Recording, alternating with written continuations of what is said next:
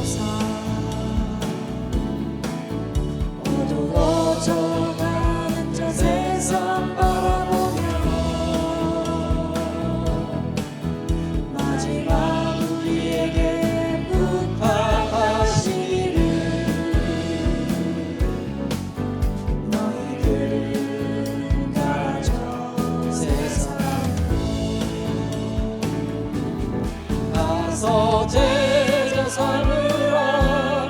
세상 많은 사람들은 세상 모든 영혼이 내게 달려나니 가서 제자 삼으라. 나의 길을 가르치라. 내가 너희와 항상 함께 하리라.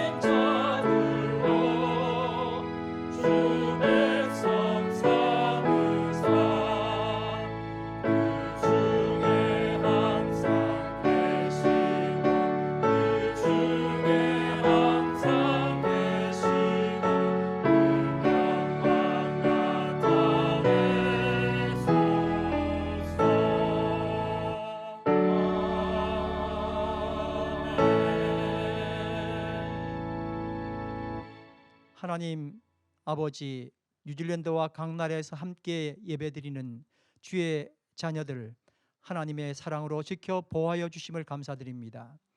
인간의 욕심이 이토록 엄청난 재난을 불러왔지만 이제 주의 은혜로 회복해 하시고 저희들 다 용서해 주셔서 하나님의 사랑 가운데 하나 될 수 있도록 인도하여 주시옵소서. 우리를 치료하여 주시고 오직 하나님을 사모하는 열망으로 이 땅 가운데 임하여 주시옵소서. 우리가 다 하나님의 자녀가 되도록 주님 인도하여 주시옵소서. 오늘 각처에서 함께 예배드리는 주의 사랑하는 자녀들의 예배를 받아 주시옵소서. 예수님 이름으로 기원합니다. 아멘.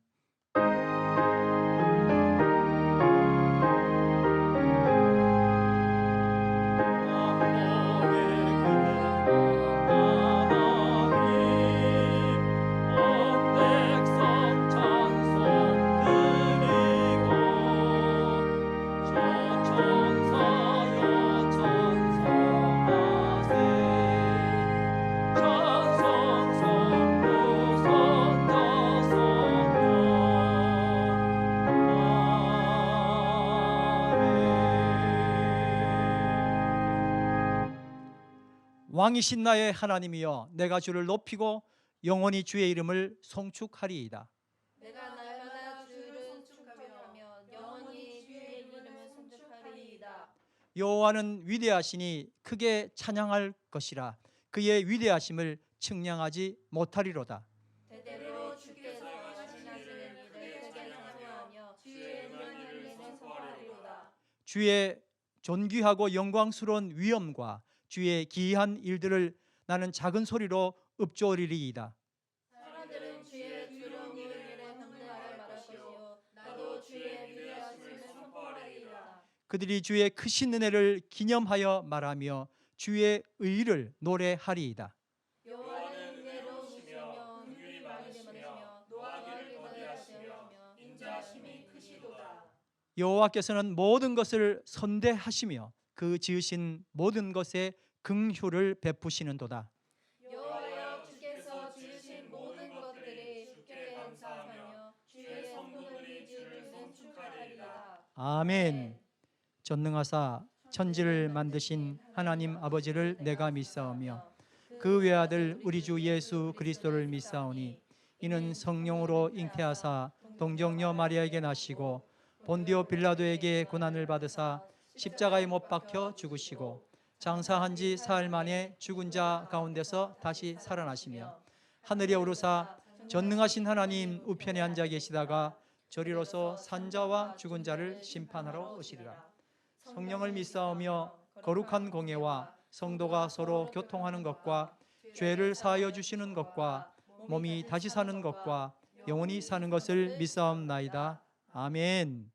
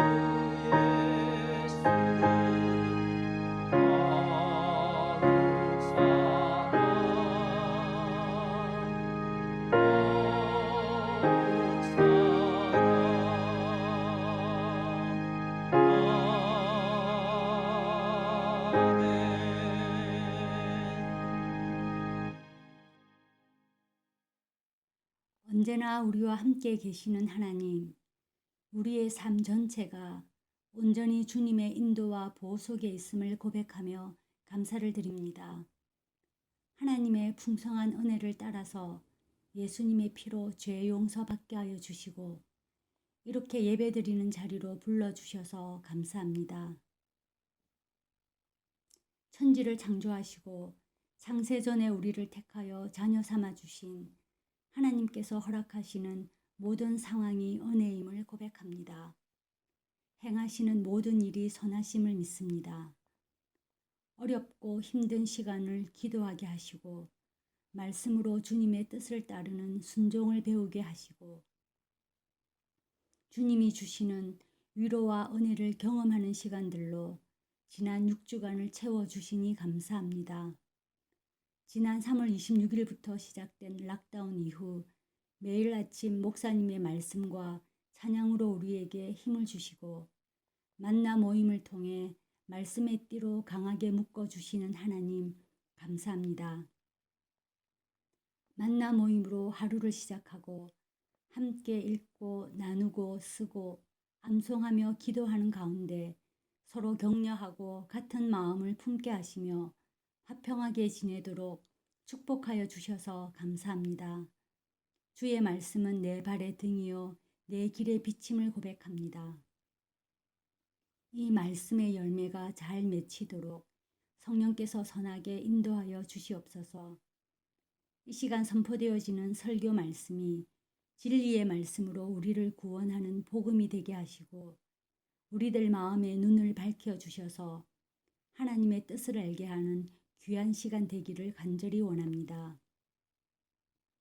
우리 중에 고통과 외로움과 걱정 가운데 있는 성도들에게 주님의 위로가 임하시고 서로의 짐을 나누는 지체로서의 사명을 다할 수 있도록 성령께서 도와주시옵소서.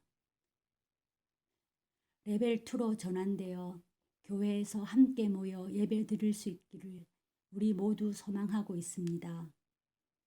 주님의 선하신 때에 이 일이 속히 이루어지게 하시고 그리스도의 몸 대신 예수 찬양교회를 통하여 만물을 완성하시는 하나님의 계획이 완전히 이루어지기를 원합니다.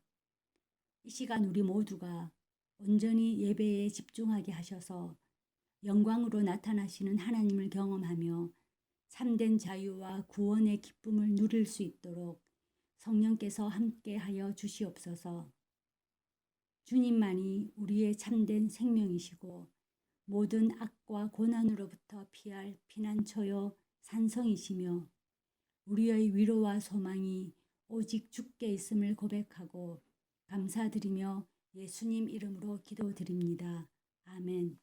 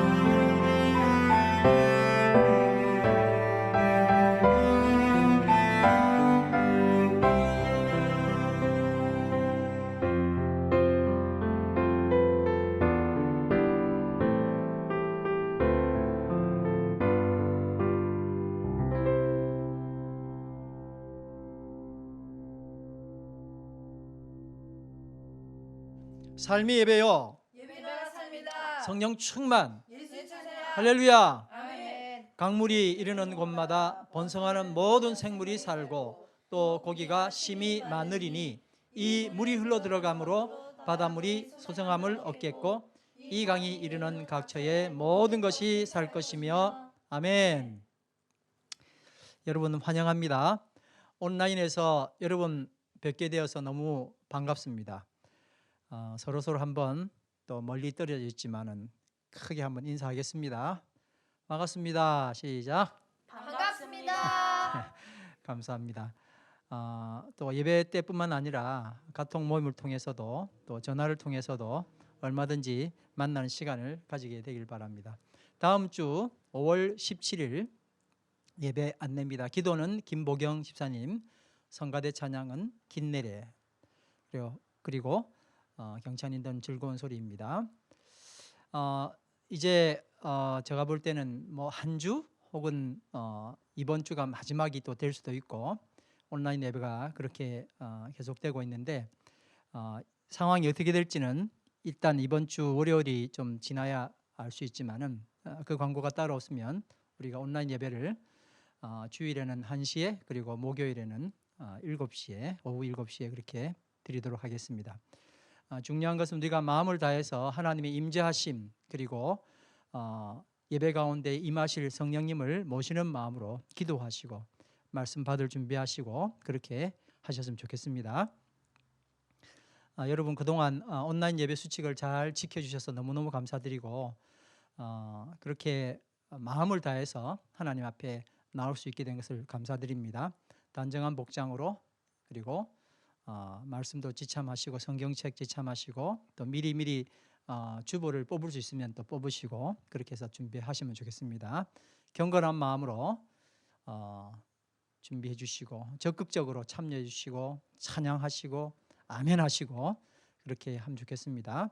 온라인으로 헌금하실 때 마음을 다담아서 하나님 앞에 드리는 귀한 헌금이니까 그렇게 마음을 담아서 헌금해 주시길 바랍니다. 온라인 예배를 우리가 드리면서 우리 기존 성도님들뿐만 아니라 여러 분들이 또 함께 참여하고 계십니다. 주보나 혹은 상담이 필요하신 분들은 아래 연락처로 연락해 주시면 말씀을 드리고 안내해 드리도록 하겠습니다. 우리가 계속해서 이 힘든 시기임에도 불구하고 온라인 만나 모임이 계속해서 이루어지고 있습니다. 너무너무 감사드리고 이 모임을 통해서 하나님을 만나는 역사가 있게 되길 간절히 바랍니다. 방금 또 잠깐 소개해 드렸습니다만은 오프라인 예배가 5월 11일 그러니까 내일인데요. 내일 구체적으로 경보 단계가 레벨 2로 완화가 될지 지금 상황이 그렇게 좋지 않아서 레벨 2.5로 또 뭐 할 수도 있다고 그렇게 이야기를 합니다. 그래서 그 상황을 보고 우리가 레벨 2가 확실히 되면 그때부터 온라인에서 오프라인으로 예배를 바꾸도록 하겠습니다. 그렇지만 전체적으로 우리가 다 정상화되기 전까지는 교회에서 식사하는 것 미루어질 것입니다. 기도드리겠습니다. 하나님 아버지, 비록 온라인상에서 예배를 드리지만 저희가 마음을 다해 드리는 이 예배를 받아 주시옵소서. 부족하나마 찬양으로, 기도로, 봉사로 한 주간 드린 저희의 모든 헌신을 주님 받아 주시기를 간절히 바랍니다. 특별히 오늘 공공한 중에서도 정말 마음을 다 들여서 헌신하여 주님 앞에 나온 주의 사랑하는 성도들의 가정을 주의 권능의 손으로 인도하여 주시고 하나님 사랑하여 주시옵소서. 예수님 이름으로 감사하며 기도드립니다. 아멘. 오늘 하나님께서 우리에게 주신 말씀은 요한복음 21장 15절에서 17절 지난주 말씀과 동일합니다. 15절부터 16절, 17절 주어진 세번역 말씀으로 우리 다 같이 한번 읽겠습니다. 15절 시작. 그들이 아침을 먹은 뒤에 예수께서 시몬 베드로에게 물으셨다. 요한의 아들 시몬아, 내가 이 사람들보다 나를 더 사랑하느냐? 베드로가 대답하였다. 주님, 그렇습니다. 내가 주님을 사랑하는 줄을 주님께서 아십니다.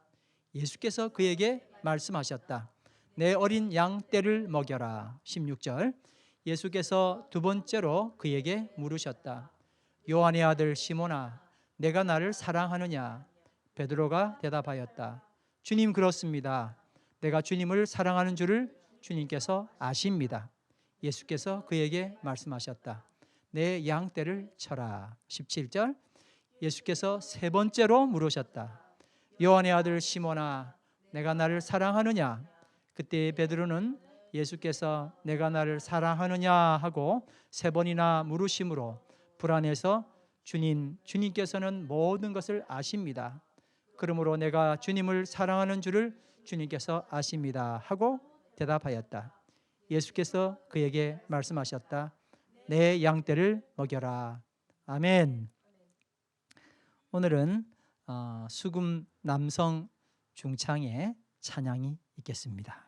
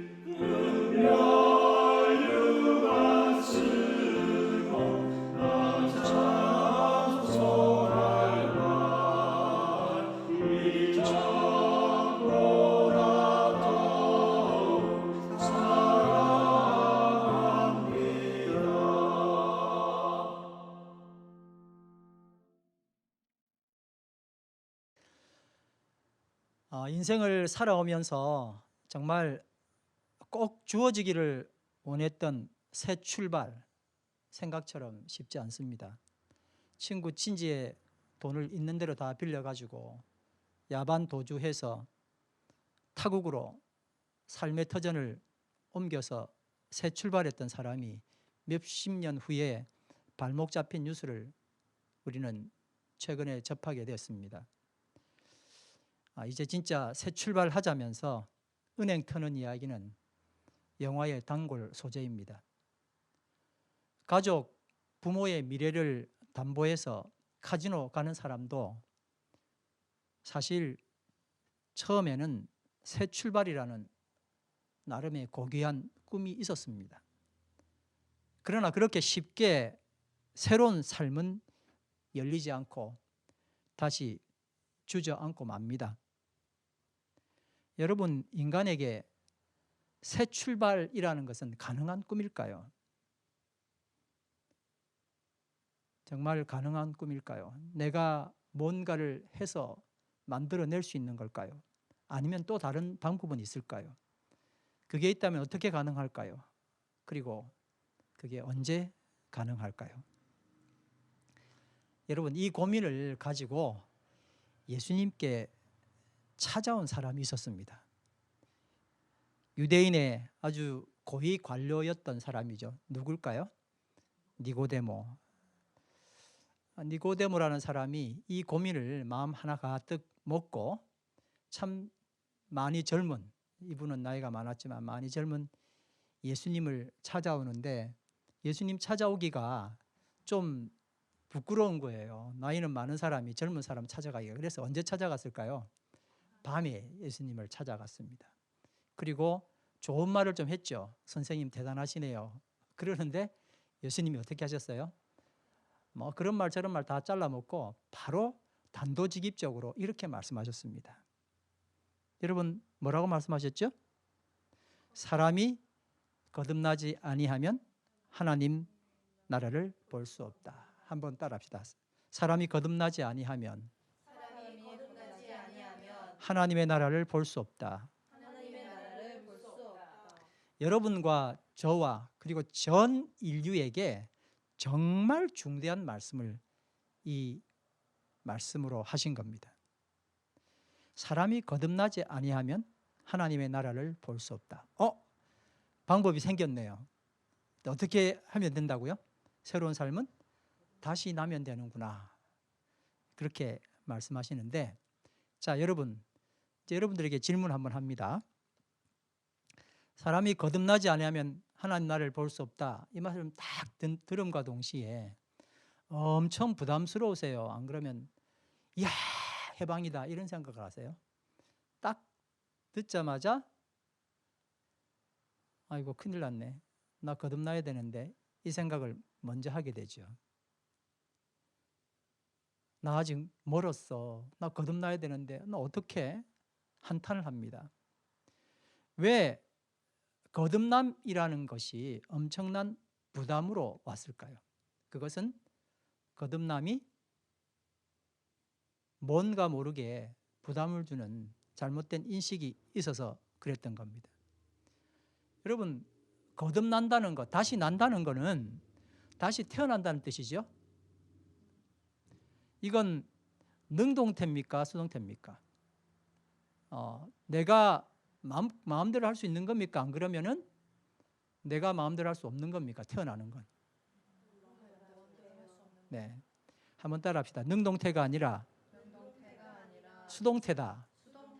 거듭난다는 건, 다시 난다는 건 내 마음대로 할 수 있는 게 아니에요. 나아져야 되는 거예요. 그렇죠? 태어난다는 것은 누구의 몫입니까? 부모의 몫이죠. 태어나는 게 아이의 몫입니까? 아닙니다. 부모의 몫입니다. 그러니까 이 말씀은 태어날 사람에게 극심한 부담을 주는 말씀이 아니고 엄청난 자유를 주는 말씀입니다. 다시 말씀드리지만 거듭남이라는 것은 능동태입니까? 수동태입니까? 수동태다.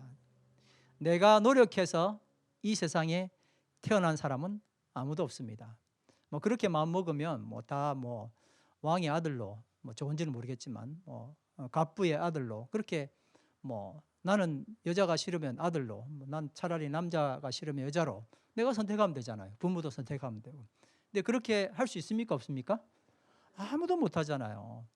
그러니까 태어난 걸 가지고 태어난 상황, 너는 흑인이네 까맣네 놀릴 수가 없는 거예요. 하나님이 주신 그대로예요. 동양인이라고 놀림 받을 수도 없고, 태어난 상황을 가지고 누군가에 놀림하는 게 최고로 어리석은 놀림입니다. 내가 노력해서 이 세상에 태어난 사람은 아무도 없고, 내가 태어나려고 노력해야 하는 것도 절대 아닙니다. 단지 탄생되어지는 겁니다. 그렇죠? 그래서 거듭남은 부담이 아니라 자유입니다. 근데 여러분, 제가 이렇게 말씀드리지만 실질적으로 이 세상을 돌리는 어떤 종교들은 내가 조정해서 태어난다고 생각을 하는 게 있어요. 그게 뭘까요? 그게 윤회 사상이죠. 윤회. 예. 전생에 내가 잘하면 지금 좋은 사람으로 태어나고, 또 전생에 못하면 나는 뭐로 태어날 수도 있어요? 벌레로도 태어날 수 있고. 그러니까 내가 현재 삶 그리고 이전의 삶을 잘해야만 된다고 생각하는 게 있기 때문에 저는 참 답답한 게, 어떻게 기독교도 그와 같은 생각을 하고 하나님 말씀은 그거와 다른데 어떻게 윤회사상과 똑같이 다시 태어난다는 것에 대해서 그렇게 부담스러워했을까 하는 생각을 해보게 됐습니다. 사람이 거듭나지 아니하면 하나님 나라를 볼 수 없다 하는 이 거듭난다는 말, 거듭이라는 헬러 단어가 아노텐입니다. 한번 따라 하실까요? 아노텐. 아노텐이란 말은 세 가지 의미가 있습니다. 첫 번째는 다시, again이라는 뜻이고요. 두 번째는 처음부터, beginning, from the first, 처음부터라는 말이 있고, 세 번째는 위로부터, above, from above, 그 다음에 from a higher place 또는 from heaven or God, 이렇게 되어 있는데 세 가지 뜻인데 첫 번째는 뭐라고요? 다시, 두 번째는 처음부터, 세 번째는 위로부터. 그러니까 니고데모가, 이 유대인의 고위 관료인 니고데모가 예수님이 사람이 다시 나야 된다, 거듭나야 된다 하는 말을 딱 들었을 때 뭐라고 생각했냐면 다시 나야 된다 이렇게 생각한 거예요. 그러니까 니고데모가 이렇게 4절에 반문을 합니다. 사람이 늙으면 어떻게 날 수 있습니까? 두 번째, 엄마 뱃속에 들어갔다 나와야 됩니까? 하고 물어본 거예요. 4절 말씀이 그 말씀 한번 읽어볼까요? 다 같이 시작. 사람이 늙으면 어떻게 날 수 있사옵나이까? 두 번째, 모태에 들어갔다가 날 수 있사옵나이까? 니고데모는 정말 다시 태어나면 잘 살아보고 싶었던 마음이 있었을 거예요. 이제 나도 이제 새로운 삶을 살 수 있구나. 이렇게 참 건강하게 건전하게 세상을 살았던 사람도 삶에 대한 회의가 있고 다시 한번 태어난다면 나는 어떻게 살까? 기대가 있었던 것 같아요. 여러분들 그런 생각하시죠? 내가 만약에 다시 태어난다면, 그런 이야기 자주 하잖아요. 니고데모의 꿈도 있었던 것 같아요. 근데 예수님이 다시 태어나야 된다고 이야기를 하니까 나름 기대가 있었던 거예요. 근데 그게 어떻게 태어나는 거예요? 다시라 그러니까 아유, 엄마 뱃속에 들어갔다 나와야 되는 거구나. 뭐 그렇게 생각을 하는 거죠. 예수님이 다시, 처음부터, 위로부터 이 세 가지 뜻 중에서 니고데모가 다시라고 생각한 것을 수정하시기 위해서 이렇게 말씀하셨습니다. 5절에서 7절까지 말씀입니다. 같이 한번 보실까요? 시작. 진실로 내게 이르노니 사람이 물과 성령으로 나지 아니하면 하나님의 나라에 들어갈 수 없느니라. 육으로 난 것은 육이요 영으로 난 것은 영이니 내가 내게 거듭나야 하겠다 하는 말을 놀랍게 여기지 말라. 자, 벌써 예수님이 뭐라고 말씀하셨어요? 육으로 난 건 육밖에 안 된다는 거예요. 무슨 위로부터예요? 다시 아무리 나봐야 결국 뭐가 된다는 거예요? 육이 된다는 거예요. 그러니까 뭐로 나야 된다는 거예요? 위로부터, 영으로부터 나야 된다는 거예요. 그러니 내가 거듭나야 한다 하는 말에 이게 무슨 말이야 라고 놀랄 게 없는 게 영으로 나야 된다는 거예요. 그리고 네가 다시 나기 위해서 엄청나게 노력해서 다시 날 수 있는 게 아니라 하늘로부터 뭔가 나음을 받아야 된다는 거예요. 내가 새롭게 하늘로부터 낫기 위해서 뭔가 엄청나게 노력한다는 뜻이 아니라는 거예요. 그러니 놀랍게 여기지 말라 하고 말씀하신 겁니다. 예수님의 이 말씀은 니고데모가 다시로 오해했던 아노텐을 위로부터라고 수정해 주신 겁니다. 자, 내 육신의 엄마의 뱃속에서 나온 것처럼 너는 너의 영이 위로부터 태어나는 것이야. 육으로 난 것은 육이지만 영으로 난 것은 영이야. 육으로 난 것을 절대 영으로 태어나게 할 수 없어. 위로부터 나는 것은 위로 새롭게 태어나야 돼라고 말씀하신 겁니다. 그리고 그 책임과 고통은 태어날 내가 지고 가는 게 아니라 누가 지는 거예요? 그를 잉태한 성령께서 담당하신다는 겁니다. 아멘? 근데 많은 사람들이 이 말씀을 육은 너의 의지로 태어나지 않았지만 영은 네가 열심히 해야 영으로 다시 태어날 수 있어 라고 생각한다는 겁니다. 이런 오해가 예수님께서 말씀하신 부분으로 풀리게 된 겁니다. 이처럼 예수께서 말씀하신 거듭난다는 의미는 육이 아니라 영으로 탄생하는 겁니다. 내 의지로 태어나는 것이 아니라 누구의 의지로? 성령의 의지로. 아멘이시죠? 아멘. 자, 오늘 제가 왜 이 말씀을 소두에 드렸는지 여러분 나중에 짐작하시게 될 겁니다. 예수님께서 베드로에게 내가 나를 사랑하느냐 하고 물으신 지난주 말씀 생각나시죠? 왜 이렇게 말씀하셨을까? 물론 우리가 나눈 이야기에서 나를 믿느냐라고 하면 얼마든지 베드로는 대답할 수 있었을 겁니다. 네, 당신을 믿습니다. 100% 이제 믿을게요 라고 할 수 있지만 내가 나를 사랑하느냐는 말에 대해서는 대답하기가 굉장히 힘들었다는 겁니다. 그래서 사랑한다는 게 얼마나 중요한지를 지난주에 잠깐 나눴었는데요. 그 이야기를 조금 더 오늘 이어서 해보도록 하겠습니다. 여러분, 많은 사람들이 박수를 받고 환호를 받고 환대를 받는 소위 말하는 스타가 있습니다. 여러분들도 마음속에 혹은 젊었을 때 스타가 다 있었었죠. 근데 일반 사람들이 볼 때 이 스타는 부러움의 대상이지만 정작 스타 본인은 어떤 생각을 하게 되냐면 내가 뭐 자기들이 시킨 대로 노래 부르고 춤추고 하는 무슨 원숭이냐? 뭐 어릿광대야? 이런 생각을 하게 돼요. 저도 스타는 아니었지만 그런 경험이 있긴 했었습니다. 네, 노래 부르는데 박수는 치는데 저 사람들이 나 좋아하고 하는 소리야. 나 사랑하기나 해? 그냥 노래 한번 잘하니까 박수 치는 거 아니야? 그런 생각을 하게 될 때는 진짜 부르기가 싫어요. 여러분, 스타에게 박수 칠 때는 사랑하는 사람이 누군지 구별하기 힘듭니다. 다 박수 치니까요. 사랑하는 사람도 박수 치고 좋아하는 사람도 박수 치고 저 사람 내가 돈 줬으니 너 노래 불러 라는 마음으로 박수도 치겠죠.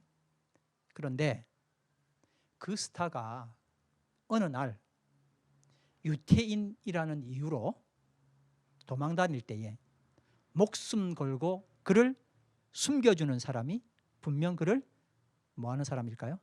사랑하는 사람이에요.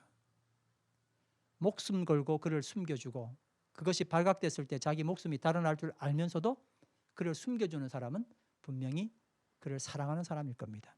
그를 위해서 100번이라도 노래 부르고 춤출 수 있을 겁니다. 인기 최고 신동이었던 모차르트가 어릴 때 이야기입니다. 연주를 보러 온 귀족들에게 질문했습니다. 그때 음악은 그래도 귀족 음악이었으니까요. 노래 피아노 잘 치는 아주 어린 애가 굉장히 피아노를 잘 치는데 한번 가서 보자 하고 이제 몰려오는 겁니다. 처음에는 모차르트가 박수를 받다가 나중에는 좀 이상하거든요. 그래서 이제 질문을 한 거예요. 나를 사랑하세요? 정말로 나를 사랑하세요? 이제 그 이야기를 들었던 관객들이 놀라는 거죠. 이게 또 뭐야? 그리고 사랑한다 그래야죠. 사랑한다는 말을 하고 난 다음부터 관객들 태도가 좀 바뀌었겠죠. 그렇죠? 그 다음에 모차르트가 연주를 하는 거예요. 예수님께서 베드로에게 내가 나를 사랑하느냐? 오늘 우리가 본문 말씀을 읽었던 3번이나 한 번 하고 말면 하고 지나갈 수 있는데 3번 그러니까 이제 3번째는 근심했다 그랬잖아요. 베드로가.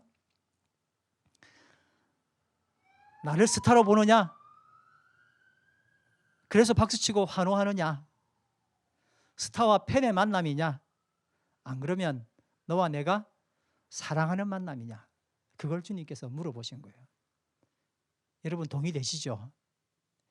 예수님이 사랑을 물어보는 게 넌 사랑 안 하면 가만 안 놔둘 거야가 아니라 사랑받는 존재, 서로서로 사랑하는 존재이기를 원하셨던 거예요. 그래야만이 뭐가 가능해질까요?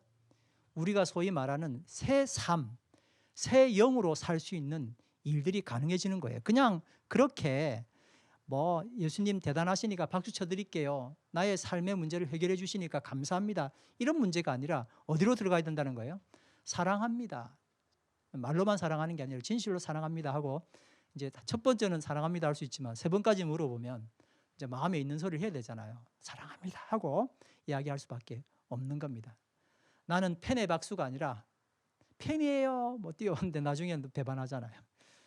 팬이에요가 아니라 뭐가 돼야 돼요? 그 사람이 문제 있었을 때 숨겨줄 수 있는 사람, 내가 덮어줄 수 있는 사람, 바로 그 사랑하는 가족 같은 눈물 어린 격려, 나 그게 필요해. 주님께서 그렇게 말씀하시는 것만 같습니다. 요한의 아들 시몬아, 내가 이 사람들보다 나를 더 사랑하느냐? 베드로가 대답했습니다. 다 같이 시작. 주님, 그렇습니다. 내가 주님을 사랑하는 줄을 주님께서 아십니다. 근데 여러분 한번 생각해 보시죠. 사랑하니라고 물어보면 뭐라고 대답해야 되죠? 몰라 아유 난 모르겠어. 아니면 나 진짜 사랑해. 아니면 싫어. 뭐 그런 대답을 해야 되잖아요.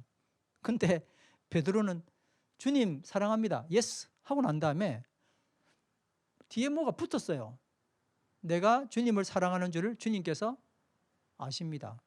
뭐 사랑한다는 말이에요, 안 한단 말이에요, 모르겠단 말이에요? 왜 베드로는 이렇게 대답했을까요? 확실하게 증명된 것은 베드로는 베드로를 아주 많이 사랑하는 겁니다. 그렇죠? 뭐 이거는 명백하게 드러났잖아요. 베드로는 베드로를 아주 많이 사랑한다. 주님을 3번이나 배반할 만큼 베드로는 자기 자신을 끔찍이 사랑했습니다. 그리고 베드로는 예수님을 자기 방식으로 사랑했습니다. 뭐라고요? 자기 방식으로. 사랑을 하긴 했는데 자기 방식으로. 멱살 잡고 항변하면서 십자가의 길을 가로막다가 주님께 뭐라는 소리도 들었어요? 사탄이라는 소리도 들었잖아요. 분명 사랑했는데 욕을 먹었고 심지어 주님을 배신까지 했단 말입니다.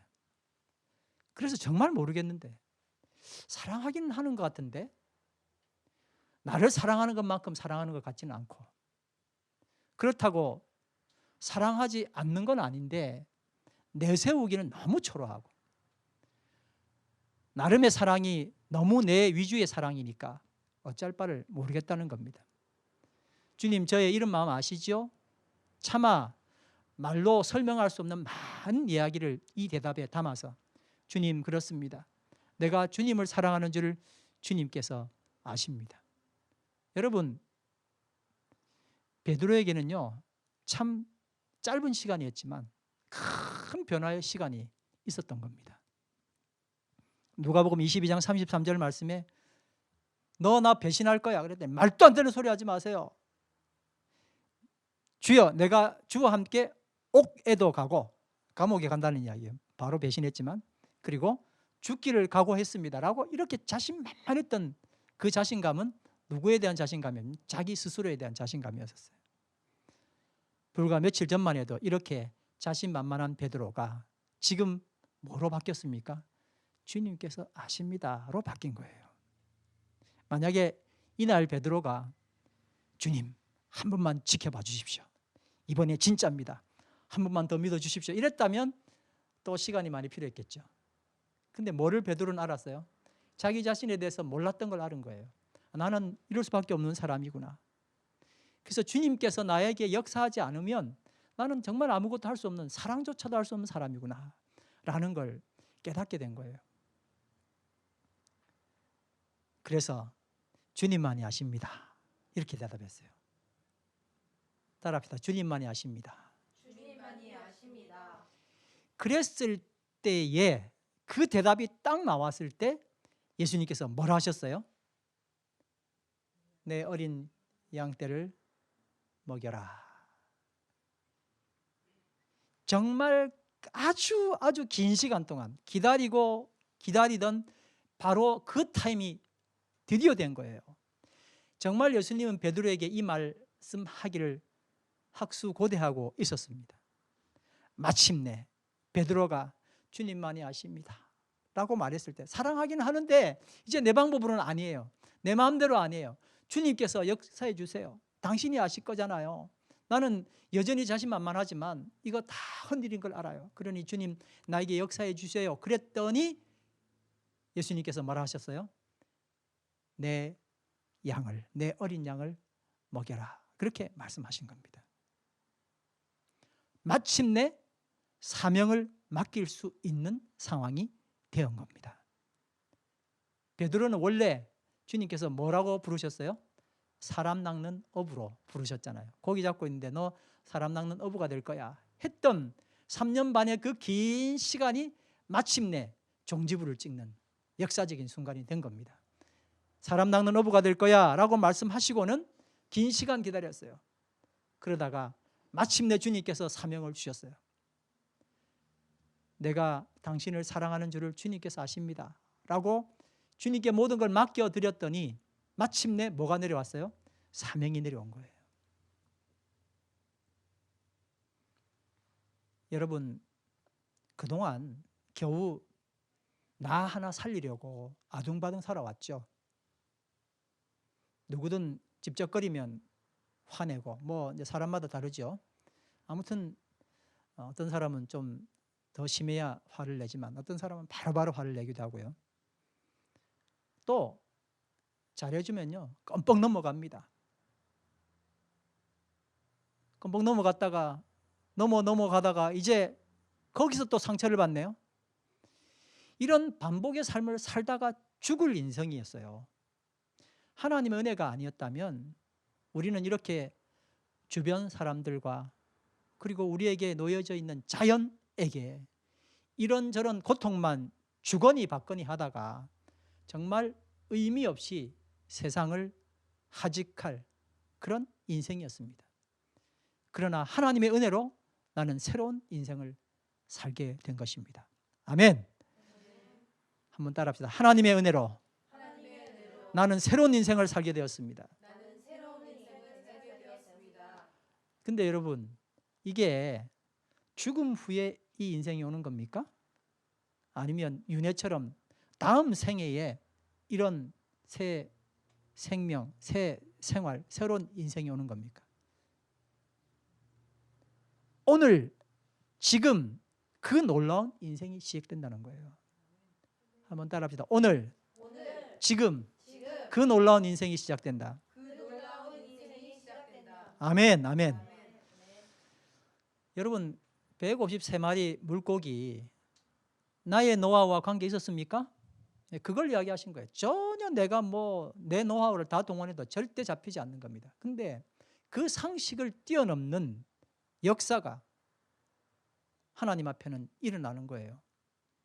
하늘의 명령에 의해서 새벽이 되어서 물고기들은 다 깊은 물속으로 들어가야 되는데 주님 말씀하셨을 거 아니에요. 베드로 배의 오른쪽으로, 오른쪽이 항상 어디에 뱅뱅뱅 돌면 오른쪽이 도대체 어디입니까? 근데 이 물고기들이 오른쪽 찾아가야 되는 거예요.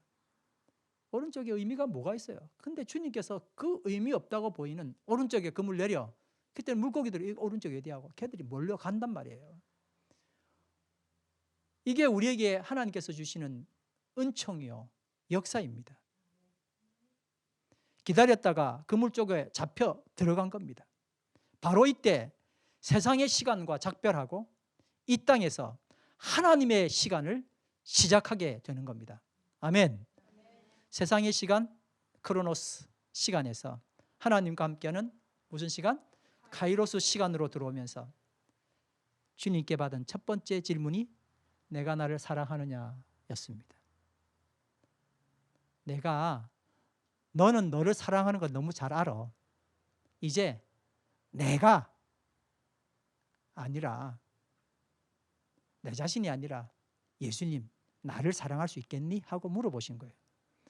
그러니까 지금까지 여러분 I love you라고 어떤 사람에게 사랑한다 말했을 때 그 사랑의 궁극적 목적은 뭐였어요?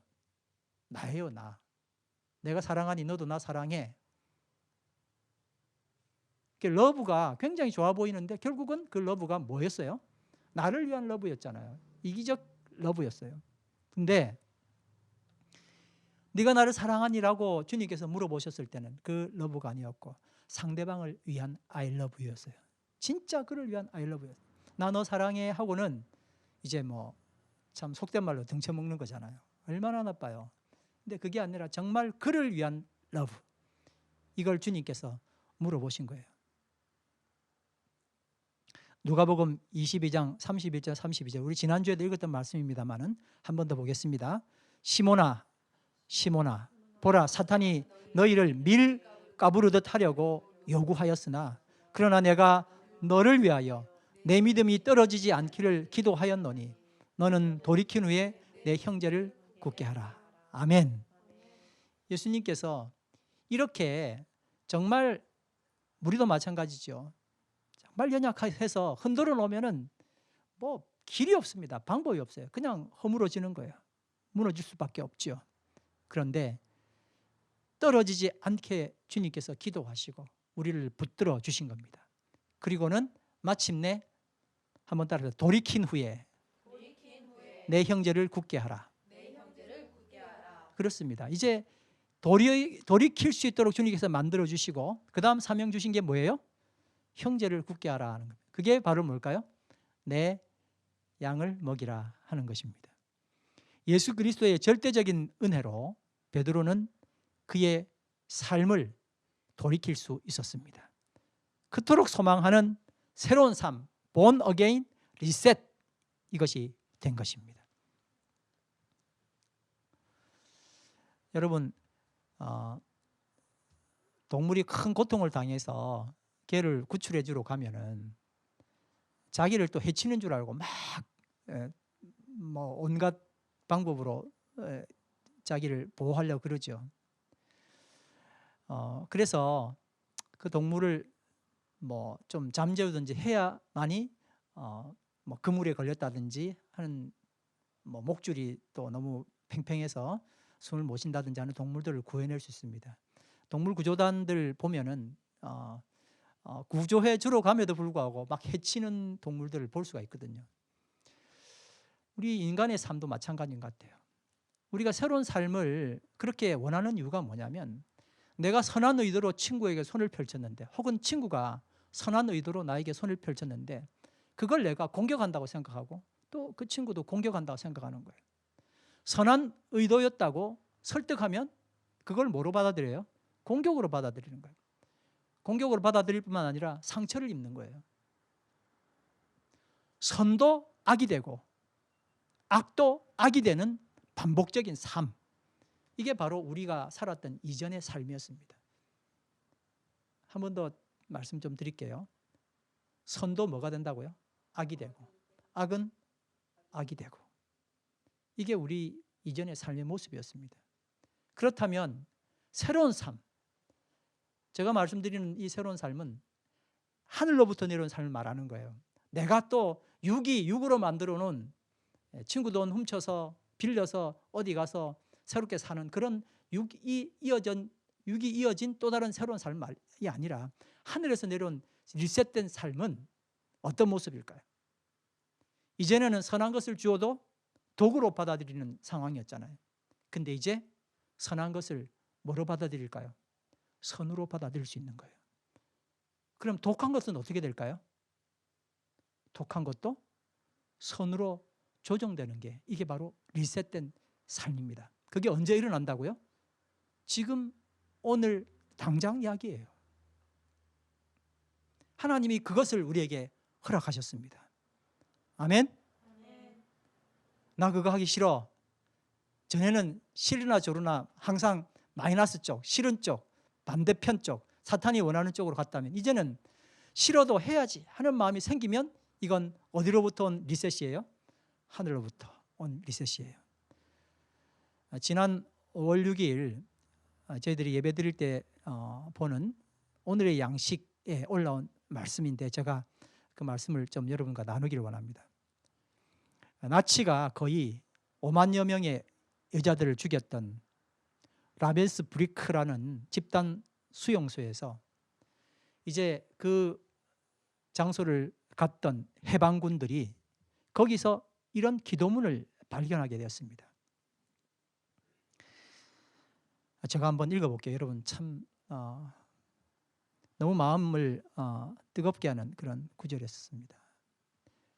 주님, 선의를 가진 사람들뿐 아니라 악의를 가진 사람들도 기억해 주소서. 하지만 그들이 저희에게 행한 고통을 기억하지 마시고 그 고통에 저희가 감사하며 맺은 열매들을 기억하소서. 그 열매들은 우리가 서로 사랑하고 신의를 지키고 스스로 낮추며 용기를 잃지 않고 이 고통을 통해 더 커진 우리의 마음입니다.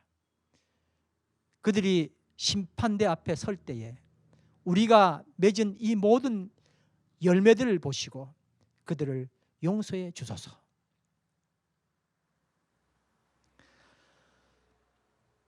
우리는 새로 나기 위해서 니고데모의 의견처럼 엄마 뱃속으로 들어갈 수 없습니다. 다만 위로부터 태어나야 됩니다. 그리고 그 거듭남은 나의 어떠함으로 주어지는 것이 아니라 전적으로 하나님의 선물입니다. 거듭남은 윤회처럼 지금껏 내가 살아온 방식 때문에 결정되어지지 않습니다. 한번 따라할까요? 거듭남은 윤회처럼 지금껏 내가 살아온 방식 때문에 결정되지 않습니다. 아멘. 그리고 거듭남이라는 것은 죽음 이후에 오는 게 아니고 지금 현재 내 앞에 와 있습니다. 이것이 주님이 말씀하신, 그리고 아주 긴 시간 동안 제가 여러분들과 함께 나누었던 이 땅의 천국입니다. 주님이 다스리시는 천국 말입니다. 베드로는 내 의지로 나를 사랑했던 과거의 습관에서 이제 하나님의 의지로 하나님과 이웃을 사랑할 수 있는 사람이 되었습니다. 오늘 이 말씀을 듣는 성도 여러분들도 나에게 바로 이 사랑이 작용되고 역사한다는 것을 믿게 되길 간절히 바랍니다. 전에는 나를 위해서 100불 쓰는 거 하나도 안 아까운데 내 이름 절대 나지도 않는 100불 쓰면 아까워 죽겠죠. 지갑 속에서 100불이 들어갔다 나갔다 갈등한단 말입니다. 나를 위해서 커피 사는 거 너무 쉬워요. 내 이름 쓰고 내 이름 날 때는 커피 마시러 가자고 얼마나 잘 이야기합니까? 근데 정말 그를 위하여 내 이름 나지도 않고 티도 나지 않는 그를 위하여 커피 사는 것 언제나 어려웠습니다. 그런데 이제는 이 과거의 헛된 삶에서 벗어날 수 있습니다. 과감하게 그를 위하여 살 수도 있고 주를 위하여 살 수도 있는, 정말 저는 감사하게 생각하는 게 우리 예수찬양교회 공동체가 참 이런 모습들을 많이 보여주십니다. 너무 감사드리고 참 하나님 은혜가 아닐 수가 없습니다. 내가 살아도 주를 위하여, 죽어도 주를 위하여 죽을 수 있기 때문에 이제 이 공동체는 천국을 이룰 수 있게 되는 것입니다. 세상이 아무리 바뀐다고 이야기해도 내 자신이 천국이 되는 것만큼 힘든 일이 없습니다. 그러나 그 일은 오늘 하나님께서 우리에게 허락하시는 축복임을 인해 감사하시길 바랍니다. 목사님도 장로님도 집사님도 이 사랑에 익숙하지 못하지만 주님의 양을 먹여야 하는 사명을 받은 우리는 나를 위해 내 것을 먹여 나의 양을 키우려 했던 과거의 습관에서 이제 벗어나야 합니다. 내 양을 먹이라 그러셨을 때 내 양은 누구 양입니까? 주님의 양이죠. 베드로의 양이 아니라 주님의 양이란 말입니다. 근데 우리는 내 양을 먹이라 말씀하시는 그 양의 이야기를 듣고 이제 내가 사명을 받았구나 하고는 내 것 먹입니다. 내가 키웁니다. 그리고 내 양 만들려고 그랬잖아요. 주님을 위해서 주님으로부터 온 그 양식을 가지고 주님의 양을 키워야 합니다. 아멘. 이제 오늘 우리가 함께 요한복음 3장 17절 말씀 읽을 겁니다. 이 말씀 이번 주 암송 요절입니다. 같이 한번 읽어볼까요? 시작. 세 번째 가라사대 요한의 아들 시몬아 내가 나를 사랑하느냐 하시니 주께서 세 번째 내가 나를 사랑하느냐 하심으로 베드로가 근심하여 가로되 주의 모든 것을 아시오매 내가 주를 사랑하는 줄을 주께서 아시나이다. 예수께서 가라사대 내 양을 먹이라. 아멘. 아버지 당신의 마음이 있는 곳에 내 마음이 있기를 원합니다. 진실된 하나님과의 공감을, 아버지 당신의 눈물이 고인 곳에 내 눈물도 고이기를 원합니다. 아버지 당신이 바라보는 영혼에게 내 두 눈이 향하기를 원합니다. 아버지 당신이 울고 있는 어두운 땅에 내 두 발이 향하기를 원합니다. 오늘 우리 함께 이 찬양 드리시겠습니다.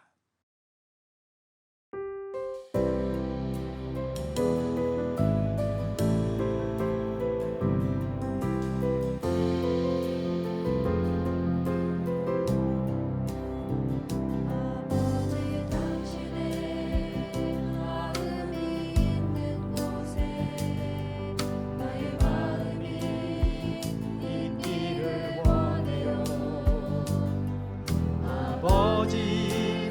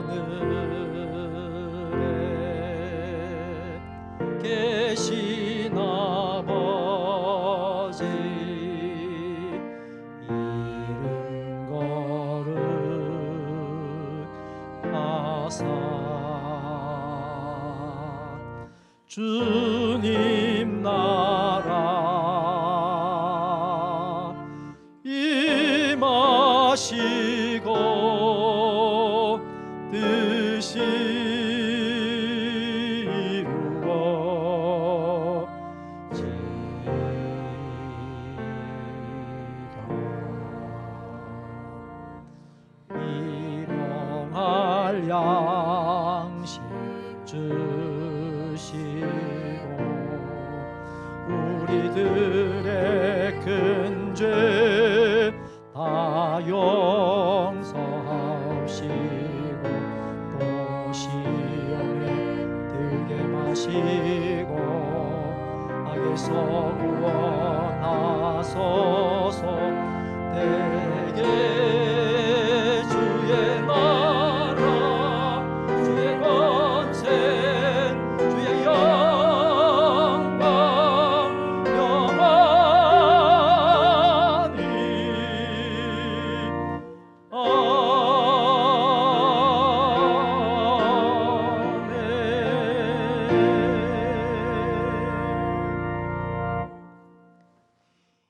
이제는 우리를 사랑하시되 죽기까지 사랑하신 우리 주 예수 그리스도의 놀라우신 은혜와 그 아들 예수 그리스도를 이 땅에 보내주신 하나님 아버지의 무한하신 사랑과 우리에게 주를 사랑한다고 고백하도록 이끄시는 성령 하나님의 감화 감동 역사하심이 오늘 주의 앞에 나와 겸손히 예배드리며 내 양을 먹이라는 주님의 말씀에 즐겨 순종하기를 원하는 당신의 자녀들 위해 이제로부터 영원토록 함께 하시기를 축원하옵나이다. 아멘.